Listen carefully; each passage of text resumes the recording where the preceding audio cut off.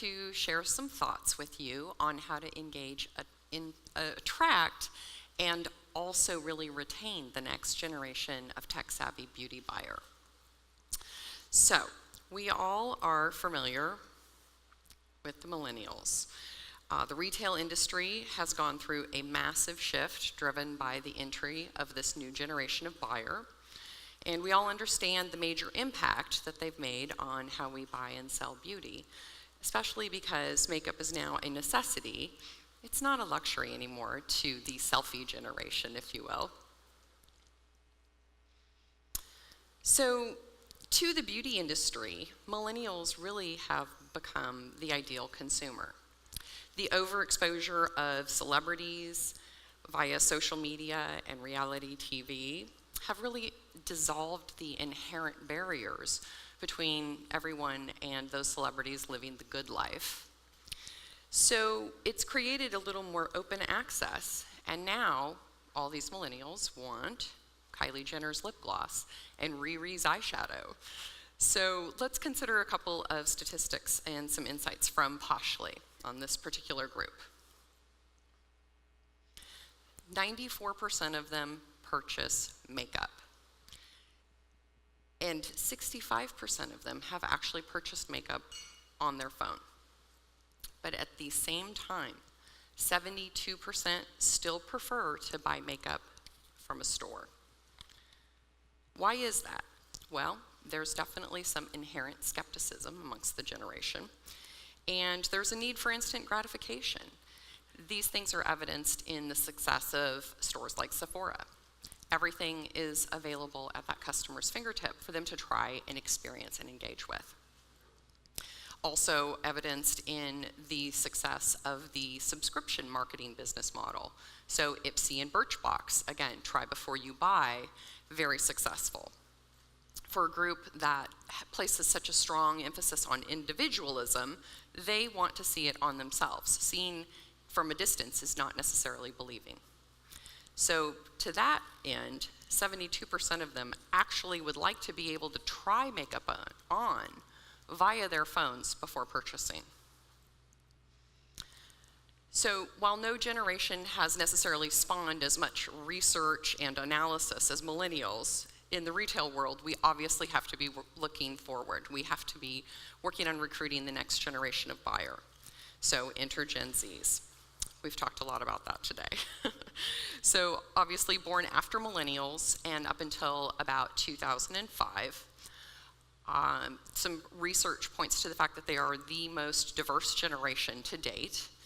There's more than 69 million of them in the United States alone. And that actually puts them ahead in head count of millennials. More importantly, they actually have $44 billion in buying power. And that's actually poised to grow as their incomes grow. So NPD concludes Gen Zs are the future, and retailers have absolutely no choice but to get to know this new buyer. So another thing about Gen Zs is that they're actually less price conscious than millennials. They do consider price, but they have a different value orientation. And a lot of financial publications out there attribute this to the fact that millennials, for the most part, really came of age during an economic recession. But Gen Zs have no reference point for this to date. So only 43% of Gen Zs will actually do price comparison versus 49% of millennials and 59% of Gen X's and boomers. And those statistics are specifically accredited to Euclid Analytics. So also we need to consider that Gen Zs have not lived in a world without a mobile phone. And with that, they're very digitally savvy and they're very, very well informed. So their lives are now, due to mobile proliferation, completely documented on things like Snapchat and Lively. And so therefore, they're placing a much higher value on experiences that then they can turn around and share socially. So therefore, more than any other generation, they're actually willing to pay for these experiences.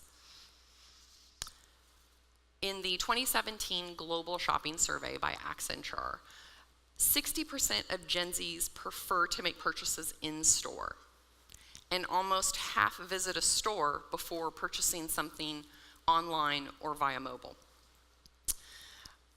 Many retailers currently keep their online and their offline businesses very separate, but this is going to become very outdated rapidly because brick and mortar is a key touch point in their conversion cycle to purchase. This is the generation that will force the merge of online, mobile, and brick and mortar experiences. So, what does all this research tell us? Obviously, change is afoot. So, NYX and e.l.f. are a couple of great examples in the beauty industry. These are brands that were born and raised online and digitally. But within the last couple of years, it's almost like retail is coming full circle. They've actually started to open up brick and mortar stores in order to offer the customer a different experience. Starbucks just shut down their e-commerce business. I had a hard time believing that when I read that, so I had to fact check it. But Starbucks literally is no longer selling products on starbucks.com. They're actually driving traffic into brick and mortar where they started. And when a retail giant like Nordstrom's decides to open a storefront with no merchandise, we have to recognize that there's some radical changes going on. So this new concept, I'm not the first to mention it today because it's cutting edge, but it's a great idea. So Nordstrom's Local, as it's called, will host manicure bars. You'll have beverage service options from coffee to a cocktail. And there will be stylists that will actually curate looks for you and bring the merchandise in already edited for your taste. So again, the key takeaway here is that it's the experience that is driving the sale. What does this mean for beauty? Well, I recently actually heard Pete Nordstrom say that the beauty division for Nordstrom's acquires most of the new customers for their entire chain. So beauty is the first department that customers often touch when they walk into a store. So it's extra important to have that really engaging experience in that department. Beauty has the potential to affect and drive traffic for an entire department store. So I want to recap for just a second on the things that we've talked about before we move on. Both Gen Zs and millennials' buying journey has changed a lot over the last couple years. They're very informed socially when making purchase decisions. Peer review, influencers, which we've talked a lot about today, those types of things really make an impact on their decision-making process. They come into the store armed with a significant amount of information, and that store visit is often the first key step in an online or a mobile purchase. They value experience, and they're definitely willing to pay for it. And they connect with the brands that offer seamless digital engagement across omnichannel experiences. So let's talk about how they're really currently using technology in purchasing and in their shopping experiences. So digital integration primarily has focused on getting mobile apps in front of these two generations to engage them on their phones. And the current role of apps, though, really just kind of mimics the online experience. There's not really a major differentiation there. There's nothing that calls to them particularly versus an online ad. It's just smaller and probably a little more mobile, right? But savvy retailers really know that that experience has to be deepened and enhanced, because if you want to recruit and attract this generation that places so much value on experience, there has to be some customization and personalization. We have to up the game in that department. Less than a third of Gen Zs actually like the whole buy online and pick up in store concept, versus about 40% of millennials, or more than 40% of millennials that like it. Why is that? Because it's less personal. And probably for them, a little more personalization equals luxury. So some interesting misconceptions too are that, Gen Zs are just always on their phone. Yes, they're very mobile savvy. But the thing is that it's actually not necessarily to distance them from human interaction. Tech is more of the vehicle that allows them to connect in person. So their always on mentality and lifestyle that we really all currently live has made the human interaction and engagement much more important. And according to an IBM study, 43% of their time online is actually in order to connect with friends and family. However, they are also willing to connect with brands, thankfully. 36% would actually create digital content for a brand. 42% would interact with and participate in a game as part of like an online ad campaign. And 43% would offer product reviews as well. But it has to be, in their minds, a very worthwhile interaction and relationship. So, Gen Zs live on their phones. It's a necessity, not a luxury to them, right?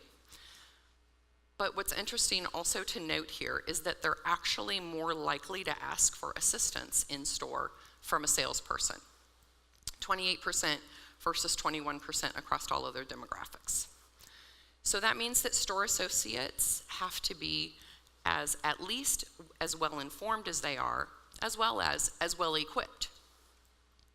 And furthermore, an article in Deep Retail Dive recently described their perceptions in terms of how they see the retail world. And they actually see that the retailer exists on the street and on their phone at exactly the same time, in exactly the same way.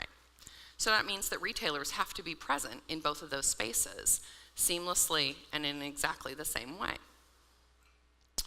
So with all these stats under consideration, what does deeper digital engagement really look like? All right, close your eyes. Humor me for a minute. Let's use our imaginations.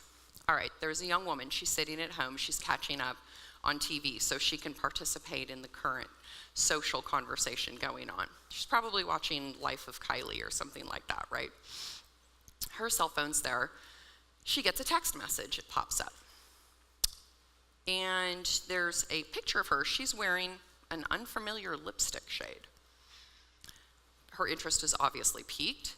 She picks up the phone. There's a text message attached to it, and it says, "Hey, Lucy, this is Karen. We met last week at Nordstrom. I remember you saying how much you like NARS color. I just wanted to offer you a sneak preview of the new lipstick that's launching on December 1st, and I thought this shade would look particularly fabulous on you." Lucy's totally intrigued. She taps on the image. Instantly, her cell phone turns into a live mirror. She's now looking at a mirror image of herself wearing the lipstick live in person. She's amazed, and of course her reaction is, "OMG, I love it." So she texts back to Karen, "I'll be in next week to pick that up." So Karen's like, "Great." In the meantime, Karen gets an appointment request via an app. It goes right into her calendar, and Lucy has an appointment with Karen set for the following week. In the meantime, Karen, she's a pretty savvy salesperson. She likes to be well prepared for a beauty appointment, and so she decides to pick the top 3 colors that she thinks that Lucy will like from the collection. And then she creates an entire digital makeup look on the iPad that she has at her counter. 3 of them. Lucy comes in the following week and is able to actually try these looks on an iPad in the store in less than a minute, all 3 looks. Again, she's amazed and stunned and decides to have Karen replicate one of the looks for her while she's in store.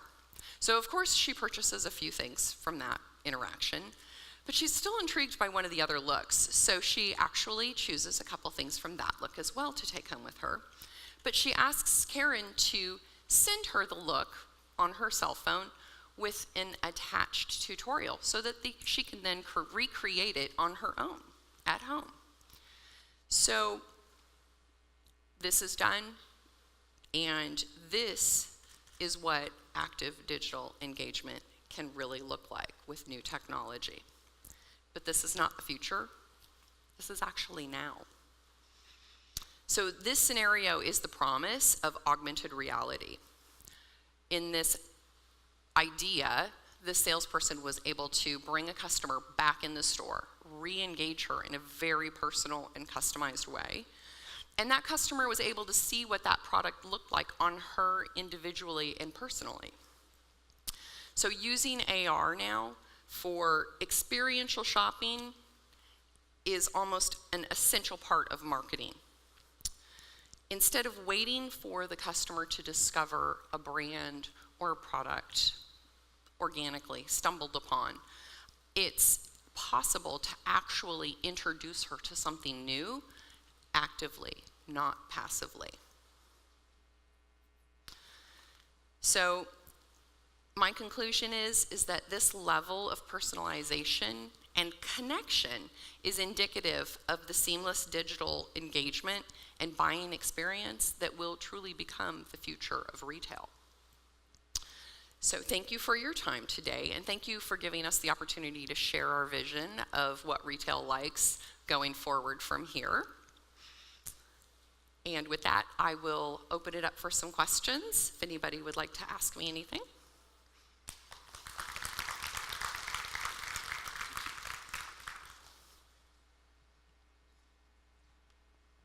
Hi, back to the survey that says that Gen Z is not cost conscious. Whose money are they using, and is that regional? Is that U.S.? Like, I can see it in the major cities, but like, let's say Peoria, or Illinois, are they as cost conscious there? Well, that's a very good question. I don't necessarily have granular information on that particular survey down to a city level. I would guess that probably more respondents, though, are urbanly located. And so whose money are they using? Well, I think that there's a combination there. I mean, I think that people, youngsters do have allowances, but I think that also, I mean, I know I had income probably since the time I was like 12 or 13. So sometimes it's their own too. Thank you. Yes, it's an entrepreneurial generation. In your presentation, was that Gucci Westman, and is she using that? Yeah, click back one slide for me, please. Yes, good eye. That was Gucci Westman. We are actually very proud of the fact that we have some pretty significant professional makeup artists that are using our app to create looks digitally. So that was a picture, if you guys could click back one for me. That was a picture of Gucci Westman at New York Fashion Week, and she actually used our app to create the looks that were at the Hellasy fashion show. So it really helped her cut down on a lot of work back and forth to fine-tune the look with the designer. So yeah, there's a lot of practical application in the makeup artist world, particularly for our Pro app. Could you perhaps also speak to how apparel companies or accessories could utilize the same techniques as some of these cosmetics? Okay, great question.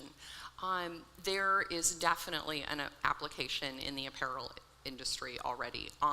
As a matter of fact, if we fast forward, our app will very soon include hair, and accessories are also on the horizon specifically.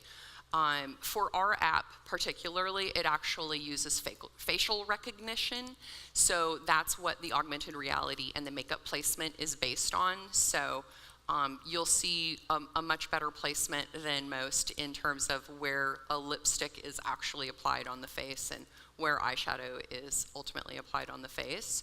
But yes, augmented reality is definitely applicable in both of those additional arenas and is already being used there. Give us a minute. We'll get there. We're almost there. So, and by the way, just to clarify, we actually have 2 apps. So, Perfect365 is a makeup enthusiast app, is what I like to call it. So, it's actually Kim Kardashian's favorite app. I think a couple of you have heard me say that today. But she really uses it pretty religiously to make sure that everything looks perfect before she posts anything to social media. But on the other side, we have an app that is specifically targeted for makeup professionals and the retail environment as well. So it allows full customization of a digital makeup look, from foundation to eyeshadow, upper and lower, eyelashes, lips, cheeks, contouring, pretty much everything. Are there any more questions? Thank you so much. Thank you.